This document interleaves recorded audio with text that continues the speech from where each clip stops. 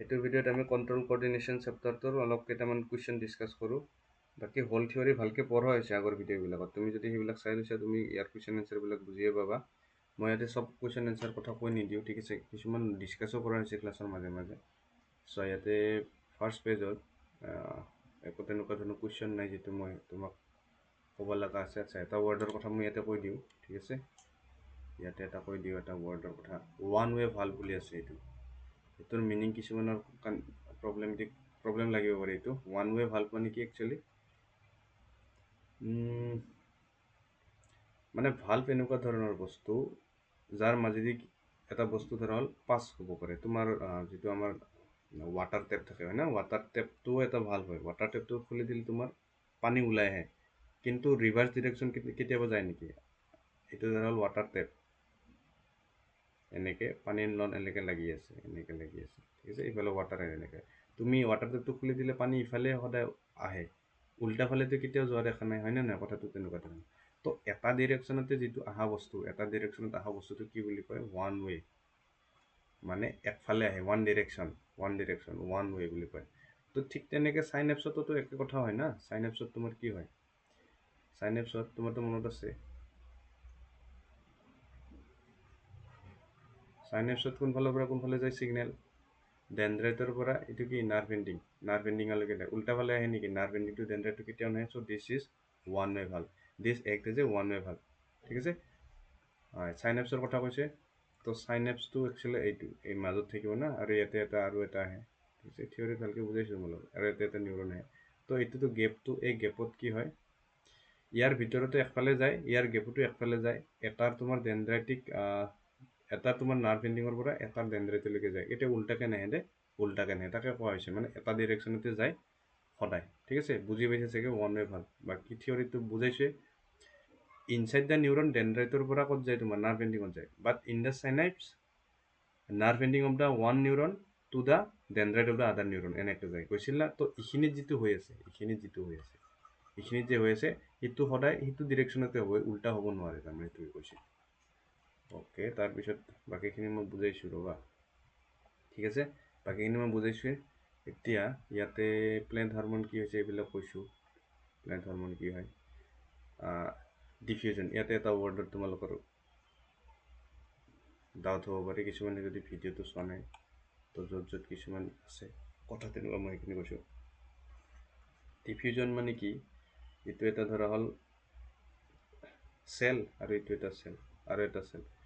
তো প্লাণ্টত একচুৱেলি তোমাৰ যিবিলাক তোমাৰ হৰম'নছ প্ৰডিউচ হ'ব, ঠিক আছে, সেইটো চেল টু চেল যায়। এটা চেলৰ পৰা এটা চেল যাব, এটা চেলৰ পৰা এটা চেল যাব, এটা চেলৰ পৰা এটা চেল যাব, ঠিক আছে।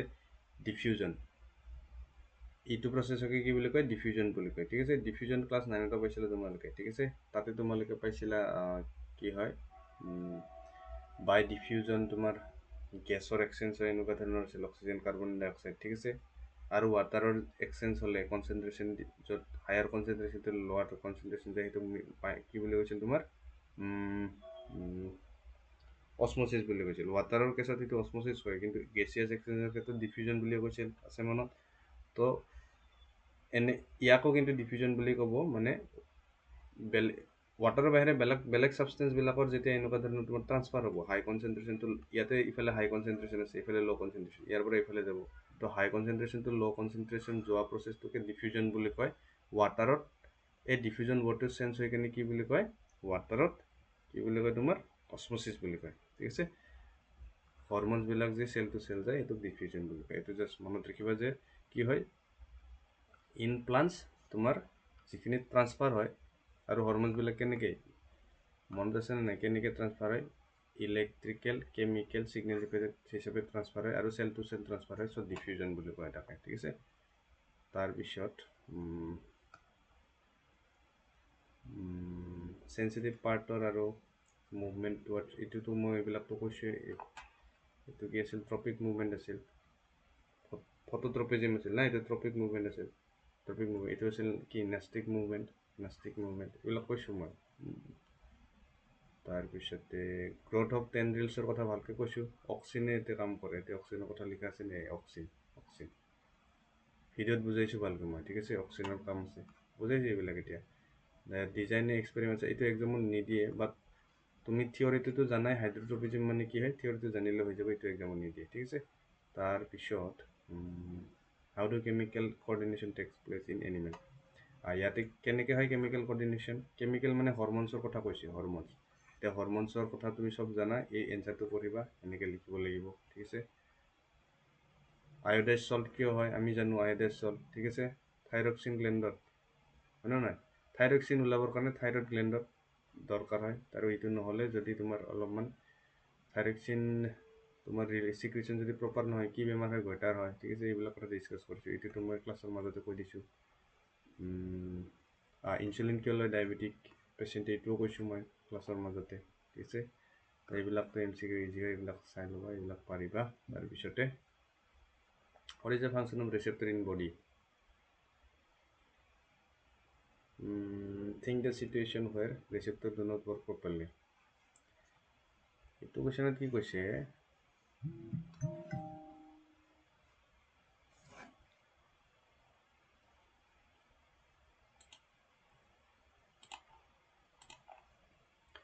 এইটো কোৱেশ্যনত তোমাৰ কি কৈছে what is the function of receptor in our body receptor মনত আছে ক'ত থাকে ৰেচেপ্টৰ নিউৰনছৰ কোনটো পাৰ্টত আছিল ৰেচেপ্টৰ নিউৰনছৰ কোনটো পাৰ্টত আছিল ডেনড্ৰাইটিক এণ্ডত থাকে ডেনড্ৰাইটিক টিপত থাকে আছে মনত পঢ়াইছিলোঁ তো ৰেচেপ্টৰে কি কৰিছিল তোমাৰ ডিফাৰেণ্ট যিবিলাক ষ্টিমুলি থাকে ডিফাৰেণ্ট ষ্টিমুলিবিলাক কি কৰে তোমার ডিটেক্ট করে এটা কি লেখা আছে receptor are specialized cell or group of cell that detect changes in the external environment ঠিক আছে ডিটেক্ট চেঞ্জেস নিলিখি ডিটেক্ট স্টিমুলিও লিখব পারা detect stimuli in the external environment and send the information to the brain and then instruct the related organ to respond accordingly ঠিক আছে if the receptor do not work actually instruction তো ব্রেনই দিয়ে ঠিক আছে বাট সেন্ড কোনে করে সিগন্যালটো send কিন্তু তোমার নিউরনসে কৰিব with the help of this receptor ঠিক আছে অ'কে তো এতিয়া কৈছে যদি ৰেচেপ্টৰে কাম নকৰে তেতিয়া কি হ'ব ছাৰ্ভাইভেল মানে জীয়াই থকাটো টান হ'ব কিয় টান হ'ব if the skin receptor are unable to detect heat with touch a red hot object the information will not convey the central nervous system and skin will get burn মানে কৈছে যদি ৰেচেপ্টৰে তোমাৰ ছিগনেলে ৰিচিভ নকৰিব আমি গমেই নাপাম আমাৰ ছাৰাউণ্ডিঙত কি হৈ আছে হয় না নহয় ৰেচেপ্টৰে কাম নকৰিলে আমি গমেই নাপাম কি হৈ আছে আমাৰ ছাৰাউণ্ডিঙত ইয়াতে এক্সাম্পল হিচাপে স্কিন ৰেচেপ্টৰক দিছে বুজি পাইছা চিম্পল হয় কুৱেশ্যনটো সেইকাৰণে থিয়ৰিটো ভালকৈ বুজি ল'ব লাগে এতিয়া তুমি বনাই লিখিব পাৰিবা থিয়ৰিখিনি ভালকৈ বুজাটোৱে বেছি ইম্পৰ্টেণ্ট সকলোতকৈ যদিও আচ্ছা তো নিউৰনৰ কথা জানা ফটোট্ৰপিজম ভালকৈ ডিছকাছ কৰিছোঁ জানা ফটোট্ৰপিজমত অক্সিজেনে কেনেকৈ কাম কৰে জানা আছিল না চেডি পাৰ্টৰ ফালে তোমাৰ গুচি যায় মই কৈছিলোঁ অক্সিজেনে লাছ কৰে ছানৰাইজ যিফালে থাকে সেইফালে নহয় আদাৰ ছাইডত যায়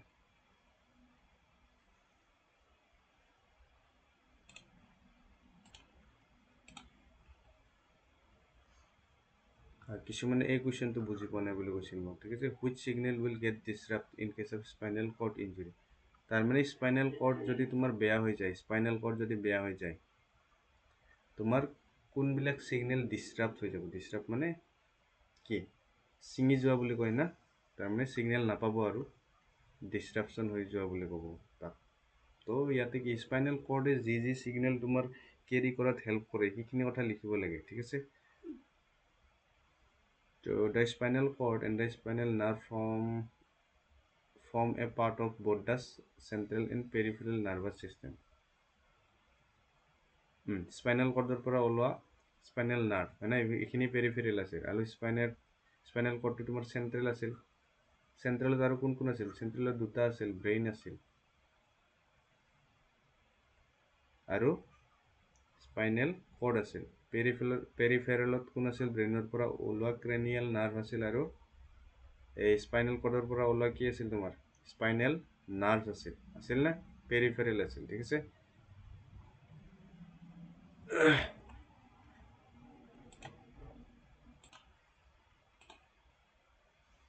তো ইয়াতে স্পাইনেল কৰ্ডৰ কথা কোৱা আছে তো ইয়াতে স্পাইনেল কৰ্ড আৰু স্পাইনেল নাৰ্ভে বোলে পেৰিফেৰেল নাৰ্ভাছ ছিষ্টেম আৰু চেণ্ট্ৰেল নাৰ্ভাছ ছিষ্টেমত কণ্ট্ৰিবিউট কৰে মানে তাৰ পাৰ্ট হয় ডেফিনেটলি আমি জানো Hence, an injury to the spinal cord will lead to a disruption of.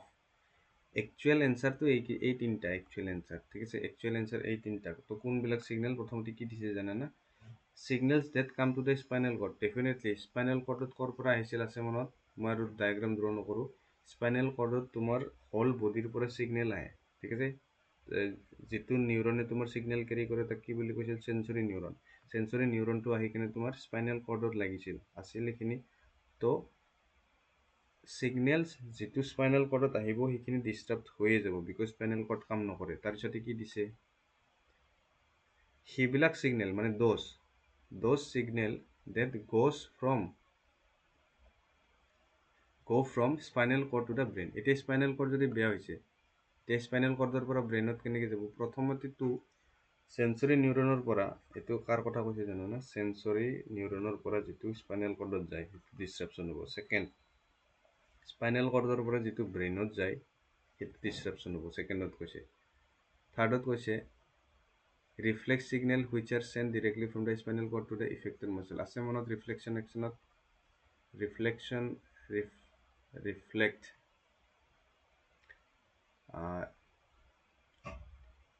Reflex action যেটো আছিল, ৰিফ্লেক্স আৰ্ক যেটো আছিল আছে মনত? তো ৰিফ্লেক্স একশ্যনত মেইন কোনে ৰিফ্লেক্স একশ্যনটো তোমাৰ কি কৰিছিল?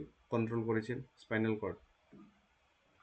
ইয়াতে তিনটা নিউৰন আছিল, সেন্সৰি নিউৰন, ৰিলে নিউৰনটো ক'ত আছিল? সেইটো স্পাইনেল কৰ্ডত আছিল। তো সেন্সৰি, ৰিলে আৰু ফাইনেলি কি আছিল তোমাৰ? মটৰ নিউৰনটোৱে ইফেক্টৰ মাসলক কি কৰিছিল? তোমাক ফাইনেলি কাম কৰিছিল ইফেক্টৰ মাসলৰ, হয় না? তো আমি থিওরিত পড়িছো এইখিনি কথা। তো ইয়াতে যে কৈছে রিফ্লেক্স একশনত, ইয়াতে কি কৈছে? রিফ্লেক্স একশনত যিখিনি স্পাইনেল কৰ্ডে ৰিফ্লেক্স সিগন্যাল যেটো যায় স্পাইনেল কৰ্ডত, ঠিক আছে, সেইটো ডিস্ট্ৰাপশন হ'ব। ডেফিনেটলি হ'ব, সিগন্যালটো যাব, কিন্তু স্পাইনেল কৰ্ডত সেইটো কি হ'ব? ডিকড নহ'ব। মানে ইয়াতে ৰিলে নিউৰনটো কাম নকৰিব। কোনটো নিউৰন? ৰিলে নিউৰনটো কাম নকৰিব। বুজি পাইছা কথাখিনি? তো এই তিনটা পইণ্ট লিখিব লাগিব। এক নম্বৰতে কি? যেটো তোমাৰ signal যায় তোমাৰ sensory neuron পৰা spinal cord. Signals that come to the spinal cord. Signals that spinal cord carry to the brain. Third number the reflex signals which are sent from the spinal cord to the effector muscles. ঠিক আছে? ইয়াতে যদি এইটো line যদি টান পাইছা হা, মই ইয়াক ইজি কৰি দিম। The reflex signals which are sent directly from the spinal cord to the motor neuron. তুমি যদি লিখিব খোজা to the effector muscle, যদি লিখিব নোখোজা এতে লিখিব পাৰা to the motor neuron. মানে স্পাইনেল কৰ্ড মানে ইয়াতে কাৰ কথা কৈছে? Relay neuron. তুমি সেই ৰিফ্লেক্স আৰ্কৰ অলপমান টপিকটো চাবাচোন, ওলাই কিনে তাতে গম পাবা এইটো, ঠিক আছে? আই হোপ বুজি পাইছা কথাখিনি। তাৰপিছতে how does chemical coordination occur? Chemical coordination প্লেণ্টত কি হয় আমি জানো, এইটো হৰমনছৰ দ্বাৰা হয় এইটো, ঠিক আছে? ইহঁতৰ কোনো ধৰণৰ নাৰ্ভ চিষ্টেম নাথাকে। তো দুই ধৰণে হয়, এটা আছিল কি নাষ্টিক মুভমেণ্ট, এটা আছিল কি ট্ৰপিক মুভমেণ্ট। তো ইয়াতে কৈছে তো মুভমেণ্ট যেটো কৰাই কোঅৰ্ডিনেশ্যনৰ দ্বাৰা যেটো মুভমেণ্ট হয় গ্ৰোথ অফ প্লান্টৰ লগত ৰিলেটেড, আৰু প্লান্টৰ গ্ৰোথৰ লগত ৰিলেটেডটো কি বুলি কৈছিল? তোমাৰ ট্ৰপিক মুভমেণ্ট বুলি কৈছিল। আৰু যেটো শেপ চেঞ্জ কৰে প্লান্টৰ, ঠিক আছে, ফৰ এক্সাম্পল মিমোসা প্লান্ট, ঠিক আছে? তো এইটো কি আছিল? This is not tropic movement, this was nastic movement. তো ইমান দীঘল লাইন লিখিব মন নাই যদি এক নম্বৰতে tropic movement which is related to growth of plant, আৰু সেকেন্ড নম্বৰতে nastic movement which is not related to growth of plant, ঠিক আছে? এনেকৈ লিখি দিলে হৈ যাব। তুমি যদি টান পাইছা